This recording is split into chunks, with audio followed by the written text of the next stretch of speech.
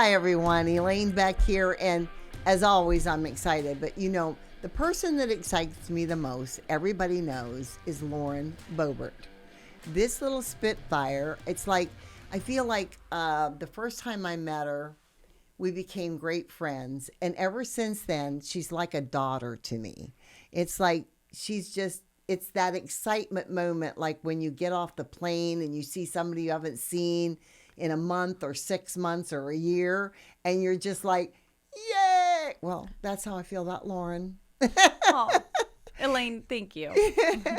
And the wonderful thing about Lauren, too, is she played a very integral part in what we're discussing in our series right now, that is all about the 20 wonderful people who had the courage, the stamina, the fortitude, and the wherewithal to stand together in the gap for Christ and this country and all of you.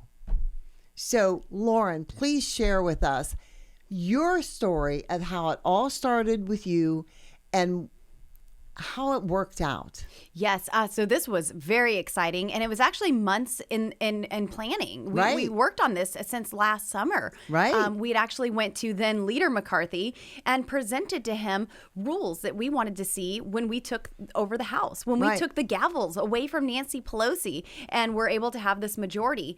But unfortunately, it was projected that the numbers that we were presenting to him to the of people who wanted these changes were not significant enough to matter. So we were dismissed when we first brought these changes to him. He's like, okay, that's nice. We'll talk about it later. And we sure did talk about it later. We all saw the election with this razor thin 5-seat majority. I was actually the last Republicans race to officially be called. We were all holding our breath, dear. Yes. No, I would have bit off all my fingernails, but I was too busy hitting refresh on the Secretary of State site, to see what's going on it. So, but it was an amazing victory. We have a 5-seat majority, and that immediately gave us leverage. It gave us leverage to make fundamental changes, and they were historic changes that we were able to accomplish. Too often, conservatives are the ones who have to concede on what they want. And we end up voting very moderately or Democrat light, and that's why we're almost $32 trillion in debt. That's why we have a wide open southern border, while we're losing in so many states, because conservatives have said, okay, we'll give you what you want. Maybe just give us a little piece of what we want. Just going along to go along. Yes. Going along to go along. Yes. And this time we said, no, we are going to make the changes that we need because Congress is broken. We hear about it all the time. I mean, Congress's approval rating is 18% or lower. And we wanted to make these changes. So on January 2nd, we were actually able to bring to Kevin McCarthy a final best offer. We said, here are the concessions we're asking. We were able to get some of those 5 Never Kevin members who have gone public, bring them to the table, and Mr. McCarthy, you can have 218 votes on the first ballot with gavel in hand and be speaker if you agree to this. The concessions were not agreed to. We were quickly asked to leave the room, and the meeting was over. So it was myself, Congressman Matt Gaetz, and Chairman of the Freedom Caucus, Scott Perry, who went in there with these concessions. And we said, okay, well, we'll see you on the floor. And January 3rd rolled around, and it was amazing to have 20 of us lock solid in agreement and standing, as you said, in the gap. Right. We wanted these changes, and they weren't anything that was for personal gain. It wasn't anything that was extreme or radical. No. Not at all. And so we were determined to see this all the way through. And for those who would say, well, you already had the rules accepted by him, well, that's not true.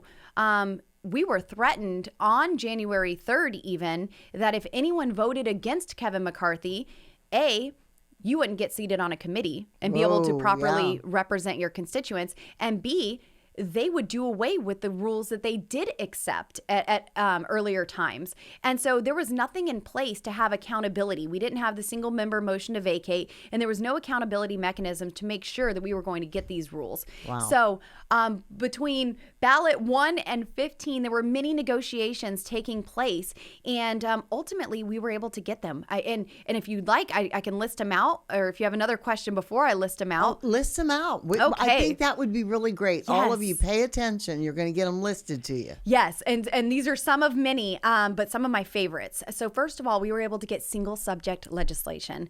47 state legislatures have single subject legislation, and I think we should have that at a federal level. 47 of our Absolutely. 50 states do it this way. Why can't we? Right. That's an overwhelming majority. And then also, if anyone offers an amendment to a bill, like I actually just left the House floor and I offered 3 amendments to a bill, they have to be germane to the bill. So gone is Nancy Pelosi's con game of titling a bill one way and loading it with a bunch of garbage that has nothing to do with the legislation. Absolutely. So we saw that almost on a daily basis. But one example I'll give you is the infrastructure bill. That was $1.2 trillion, and less than 10% of that money went towards anything infrastructure related. Wow, it was just loaded with a bunch of garbage. And so then we also demanded we want 72 full hours to read a bill. Right. Now, there was always a 72-hour rule, but there was a funny little game that was played with it. If you submit legislation on 11:59 p.m. and then 2 days later at 12:01 a.m., well, that's 3 days. That's your 72 hours. And we said, no, that's not how that works. We're not doing Common Core math here. We want 72 full hours to read a bill. So Is that working hours? This is 72. Yes, 72 full working hours. Good. Yes, it is. That makes more sense. Yes, and yes, absolutely. And Not so, when you're sleeping, you're not reading them, right? right. Well, I think during during the night counts, but we're up pretty late too. Right. But we have to actually be here. So gone are the days of having to pass a bill to find out what's in it. Right. We'll be able to actually Praise read that Jesus. legislation before we take a vote on it. There were many bills that I voted no on simply because we didn't have time to read the legislation. We would be offered multi-thousand-page bills that spend trillions of dollars, and Nancy Pelosi wouldn't even give us the 24 hours and 2 minutes. She would often suspend the rules, and we would have less than 24 hours to read the bill. So what happens, not to interrupt, Yeah. but what happens if you've got 72 hours and they give you a 1,500-page bill? Nobody can read that. And I don't think that we're going to see massive legislation like that. And Because if so, they're then, not able to put all that garbage in there. Correct. It Single has subject. to pertain to that single. That makes sense. Yes. Thank you for answering. And it's not that. only 72 hours. It's not you only have 72 hours to read it. They could show us legislation well in advance. Right. So it's not Right. conducive to But that. no more really just like throw it in there and say you have to vote whether you know it or not. Correct. Yes. And then also we do have that motion to vacate, that single member motion to vacate. I love that. Yes. So if the speaker, and to his great credit, he has seen the merit of what we were doing and has accepted them, and he's doing a really wonderful job. He is empowered to be an amazing speaker. However, if he were to change his mind and go back on some of these concessions and say he does have a multi-thousand-page bill that spends trillions of dollars, that has that's not germane, amendments that aren't germane, that's not single subject, and we don't have the time to read the bill, well, we have that motion to vacate in place to say, hey, you're not living up to what you said you would. You're not leading us the way you said you would, and Right. we're going to challenge your speakership. Now, I don't intend to do that, but that's why it was so important, because often Nancy Pelosi would suspend the rules and do whatever she wanted. So the rules didn't even matter. Right. And our rules, we want them to matter. Right. And I do trust that Speaker McCarthy will adhere to the rules. And we'll He move has forward. so far. He absolutely has. And so we're moving forward, and this should be a very productive Congress. But also we have regular order. So legislation has to go through committees of jurisdiction before we vote on it on the House floor. And this is important. So I served on the Budget Committee in the last Congress, and we had 2 budget reconciliations that Nancy Pelosi bypassed the Budget Committee. She brought them straight to the House floor. We didn't have debate, markups, amendments to these bills. There was a $1.9 trillion budget reconciliation and a $700 billion budget reconciliation bypassed our committee, went straight to the House floor.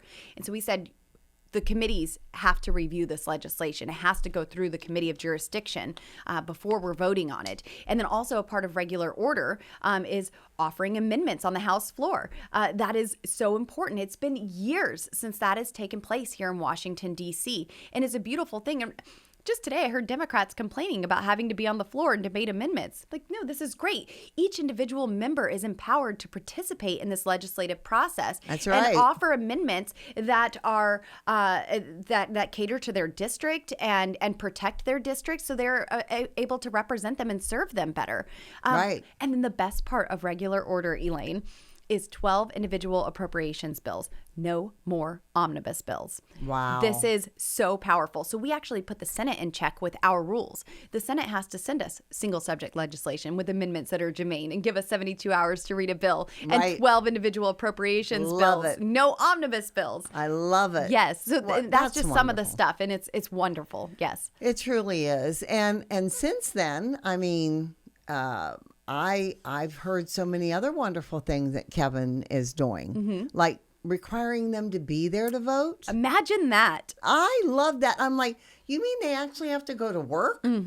Yes. And this is something Speaker Pelosi should have done. Right. But she was afraid that her members wouldn't show up. She had a 5-seat majority. And if her members didn't show up, well, then that puts them at jeopardy of losing on bills and they Right. wouldn't pass. Right. And we said, no, we're still going to do this the right way. Even with this razor thin majority, we're still going to require you show up to work. We had Right. members that didn't show up to work for over 2 years, Right. because of proxy voting. So Wow. yes, Speaker McCarthy ended proxy voting. He took the magnetometers out. Members of Congress don't have to go through metal detectors before they enter the House chambers. There's nowhere else in the Capitol we have to go through a metal detector. Right. But on the House floor, Nancy Pelosi was making us do that. Right, Right. right. And so that's great. And then even as a bonus, he said, you know what? We're going to release all of the January 6th footage from the Capitol. I love that. When are we Yes. going to get to see that? Because I want you guys at least to get to see it very shortly. Yes, I do think that we'll see it soon. We're getting up and rolling now, and I'm excited to see it. This is not something that the Republicans are running from. I was in favor of keeping the January 6th committee with Republicans holding the gavel, so we could actually Yes. get the truth of what happened. Absolutely. And Speaker McCarthy releasing this footage will be a giant step, and I'm sure that this will come up in judiciary. It'll come up in oversight, where I now have a seat to serve on oversight. Oh, I love that. Yes. Yes. And then also we have the weaponization of the federal government committee. And that was another one of our concessions. We wanted this to be a strong committee with the financial resources it needs, with the staff and personnel that it needs to be effective and actually hold people accountable. The DOJ, the FBI, heck, even the Absolutely. ATF. So yes. and the vice president and the president. Absolutely. Yes. Yes. So I think you'll see a lot of the January 6th stuff kind of sprinkled in these committees. But we are going to bring truth to the American people. And that's what I'm so excited about. Oh, well, that's beautiful music to our ears, all of us, I'm sure. And I've talked to so many of your fellow constituents, or not constituents, but your fellow congressmen Yes. and women that were part of this. And I love hearing the personal side of things too. Thank you for sharing all of that. But tell me what it felt like to you. Yeah. We saw you go through a little bit of abuse, girl, and you held yourself proud and strong. What was it like? Yes. So one of my favorite experiences with the entire 4 days that we were there with 15 ballots being on the floor is that we were actually present. 434 members of Congress, we have one vacancy, 434 members of Congress present on the House floor debating the issue at hand. Amen. That is not something that I had experienced in Congress to that date. Right. And so we were engaging in conversations with our colleagues throughout the week. And in that moment between ballots 14 and 15, there was some pressure that came our way, and Congressman Matt Gaetz and I were sitting there side by side, and we were not assured that that the concessions were solidified. Right before we went into the 14th ballot, another member of Congress, a Republican, had posted a tweet saying that they were going to take down the rule. And we said, well, wait a second. we just had 14 of our colleagues trust that this process was over. And now we're hearing that they're going to take down the rule because they're not agreeing to our concessions. So why are we going to stop this if we don't know that it's going to happen? So there were some conversations that were taking place between ballots 14 and 15. But, it really solidified in me, I will not govern out of fear. Right. I will not govern by being Amen. pressured or bullied. I'm going to be principled. Those who have had my back, I'm going to have theirs. I'm going to represent my constituents and make sure we end up on the right side of this. And we did. We took a little bit of extra time, but we got it right. But Elaine, I was looking around, and I'm not knocking my colleagues in any way. I believe that we're stronger coming out of this than we were going in. The Republican Party is more unified than ever. But I was frustrated because there were some of my colleagues that weren't a part of our 20. Some of them were in negotiations with us with the rules, but weren't ultimately part of the group of the 20. And then others that had nothing to do with it. And they were encouraging us the whole time, saying, man, I wish I could be with you. Keep going. And that got me looking around the room and saying, every single one of us here has convinced and promised hundreds of thousands of people that we are leaders. Right. That we are principled, that we will fight, that we will not back down. And there's 10% of us who are doing that. Where's What's the rest? wrong? Where are the rest? And I do believe that courage is contagious, and seeing the results that will embolden a lot of my colleagues in the Republican Party, and they're excited for the wins that we got. And so this is going to be a fantastic Congress where we're going to really be able to accomplish a lot for the American people. Certainly, we're going to put pressure on the Senate to pass legislation and hopefully get that signed into law. But just the investigations and hearings alone are going to reveal so much truth that's been hidden from the American people. That is so wonderful. I would be remiss if I didn't share with you what I shared with every other one that I've interviewed. Please do. And that is, thank you from the bottom of our hearts. The people out there that were praying, applauding, excited, tenuous at times, but always trusting God. Yes. Thank you that you stood firm and that you didn't stoop to their level, no matter who it was or what the situation was, that you stood strong. It means the world to all of us because our country is amazing and it is worth fighting for. Yes. And as I told Anna Luna, I said, Jesus walked in a church and turned over tables. Yes, he did. And kick the animals out. It's time for us to do that. And I just hope and pray, and this message is for all of you, that this isn't a one-time victory, but this is a stand together no matter what, whether it's 20 or 5. If you stand strong in your belief and you lean and look to God and pray about it, He'll answer those prayers. I know for a fact in talking to all you and just watching it that you actually got more than what you initially had wanted. Yes. And now, doesn't that tell us something about our God? Yes. Ephesians 3:20. Right. Yes. He does exceedingly abundantly above all we could ever hope, ask, dream, or imagine. Absolutely. Yes. And there was not one meeting that the 20 of us were in, and there were more that were involved in some of them. But there was not one meeting where we didn't start in prayer. Right. There were multiple times we prayed throughout the meetings because they get heated. We have a lot of ideas, and we have to get to a place of agreement. And I love it though. I love the debate that's taking place. And then often we would end in prayer as well because we need to be strengthened going out of that place as well. So yes, glory to God in all of this. And Congress is better for it. America is better for it. The process is better. And now we can move on to serving our districts and the people who sent us here. Right. Yeah. But in doing so, the major job is still always going to be here for those votes that make the difference in everybody's lives. And so just know that we're praying for you, that we're so excited. I've watched you since day one. And girl, you've got so much further to go. And you're doing wonderful things. And I couldn't be more proud of you if you were my own daughter.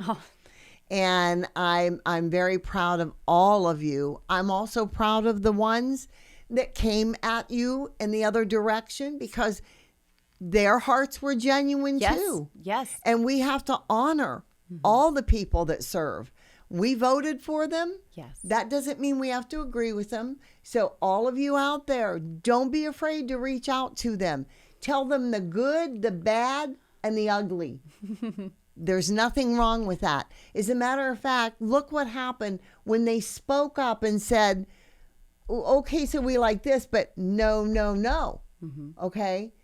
Look what happened. Look at the difference. Be part of the difference, whether it's in your school board or what it is. Be part of the difference. Yes. And know that this isn't the only place and the only time that we need to look at things that are broken and fix them. Let's get it fixed. Absolutely. I didn't come to DC for a career. I came here for change. That's right. And I want to be a Amen. part of that change. Absolutely. Yes. And we did see those animated moments on the House floor, and those people have come around. These members have come around. There's been Amen. apologies made and accepted. Other folks who have come to me personally said, I didn't really understand you before, but after this experience, I understand you a lot more now. Praise God. So really, relationships growth. were built It's and growth. strengthened. Yes, Yes. is wonderful. It is. And God empowers us when we stand with him. Absolutely. He will give us That's grace. everything we need. Everything. Yes. And so I hate to even end this session because I'll be back. I know you will, and I'm counting on that. Yes. I love you dearly. I'm praying for your family. I Thank pray you. always for all of you that are serving the country in whatever way you serve, because you are the ones that are standing up for the rest of us, and it means the world. Thank you. So we're going to have to close now. Thank you all for being here at It's Not About Us, because it's not. We prove it more every time we have a show. And just remember, we're on CPAC now. Look for us and watch us and hear all the good news of what's happening in our country. God bless you.